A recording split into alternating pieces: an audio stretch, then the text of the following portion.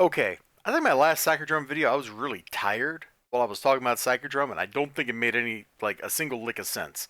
So, to reprise what I was talking about in that video, just a little bit, when I read this, I actually read it in the wrong order, and I think it still worked pretty well. It really accentuated, like, the dramatic, like, cuts, the jumps that this character had to be going through, because we were talking about, like, his love in Tokyo and all that, and I had no idea what they were talking about. Still, those two chapters do a great job of setting up what O'Toole is up to. The prologue, which really has just been chapter one, whatever, did a great job of showing us him under pressure, how he was interacting, how Stone and Breck, the other two characters that are apparently going to be main characters, main protagonists, react to things. Chapter 3 really gives all these three protagonists a time to shine. There's none of this awkward, breathless, we're going from scene to scene to scene to scene thing that was going on in chapters 1 and 2. Chapter 3 actually takes some time, and we catch our breath. So, it took us barely 2 weeks to secure the first objective of our gaming round, yada yada. So they come back. And he talks a bit about, like, the world. For the mercenaries, it's just their job. Nothing in it for them but money. For some, perhaps it was through the combat, but it's just a job. There's no glory in fighting for corporations. He talks about, like, the philosophy of these kind of people, and then that kind of leads into him talking about the woman. She was a consummate chameleon, extremely skilled at reading people and situations so that she could find the perfect niche to fill. Mercenaries, the role she chose to play was that of the iceberg, the Iron Maiden, who was just as hard as any of them. There were not many mercenary or female mercenaries, and she was the only woman in our group.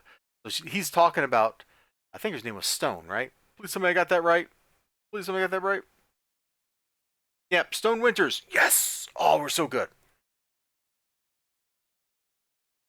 So they come back from their trip. They get into their nice hotel digs.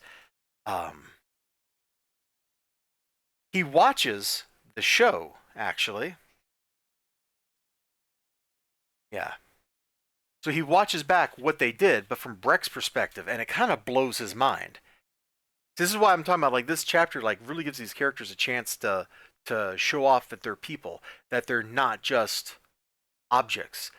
So he's here, he's curious, like, what's Breck like? I need to understand Breck. And so he gets in there, he watches what they just did from Breck's perspective, and he gets some crazy stuff, like, Breck is just playing. This isn't work, it's not danger. Breck is just out there murdering people because it's what he does for fun. Like, it's just a game. He says somewhere in here, yeah, a very adult form of play, to be sure, but play nevertheless. It's kind of like how a cat plays with its food, Like, oh, you're a little mouse or whatever. Swat, swat with claws. Swat, swat with claws. And eventually the cat wins. So we get, like, some great insightful stuff. And then there's this bit, I don't know if I'm going to find it here. Um, yeah, he did pop over, or, like, if we pop over to the next page, Stone Winters, she comes to visit O'Toole, and she's coming on to him super hard. She watched him, just like he watched Breck. She watched what they did from O'Toole's perspective, and she's like, "Man, I likes the way you think about stuff, and I want to bang." All right, like, she's super direct about it, and he's like, "Whoa, lady, you need to slow down. Like, I literally just had a marriage, got my marriage dissolved, had a fling with a crazy biker chick, and man, that crazy biker chick is up to some crazy stuff, which is why poor O'Toole is like, man, I need a lot of money fast." And why he's, like, very happy to be in Psychodrome, because it's unlikely someone's going to kill him, right? Well, there's an assassination attempt in here, and it's actually a hoot. So, like, some kind of, like, super ninja comes in to kill him. Breck ambushes the super ninja. There's an awesome fight. We see the police response. We see the lawyer. Like, all kinds of great stuff. It's fantastic world building on the part of the minor characters, and it's a great showcase for exactly what Breck can get up to and how bad of a dude he is. So, really loved chapter 3.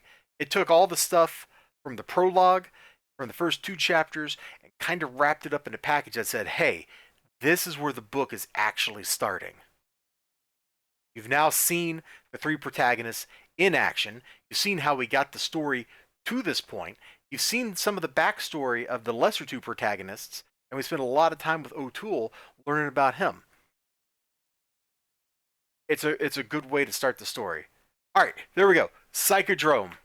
Boom. This is like my 3rd video, and we're 3 chapters and a prologue in. I don't want to do a chapter by chapter discussion of this thing, but if Simon Hawke keeps throwing interesting stuff at me, we just might do it that way. You all take care of yourselves. You have a great one. Hope to see you again next time. Until then, bye bye.